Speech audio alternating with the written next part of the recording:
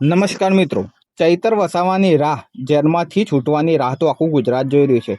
એમાંથી વધારે રાહ ડેડિયાપાડાના લોકો જોઈ રહ્યા છે, કેમ કે ડેડિયાપાડાના લોકો માટે ચૈતર વસાવાએ ઘણા બધા કામ કર્યા છે. જ્યારે પણ ચૈતર વસાવાની જામીન મંજૂરી કોર્ટમાં મૂકવામાં આવે, જ્યારે પણ સુનાવણી થતી હોય ત્યારે નિરાશ થવું પડે છે જનતાને અને ચૈતર વસાવાની. ત્યારે ફરી એકવાર આજે 24 તારીખે ચૈતર વસાવાની સુનાવણી ચાલી રહી છે. તો શું થાય છે? ચૈતર વસાવા આજે છૂટે છે કે નથી છૂટતા?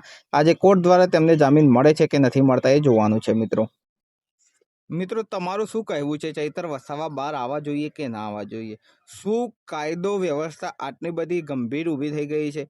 આજે તમે જાણો છો કે ગેંગ રેપ કરવાવાળા લોકો પણ બહાર ફરે છે, દારૂ વેચવાવાળા લોકો પણ બહાર ફરે છે, મર્ડર કેસમાં ચાલી રહેલી સુનાવણીના લોકો પણ અત્યારે બહાર ફરે છે, એમને પણ જામીન મળી જાય છે.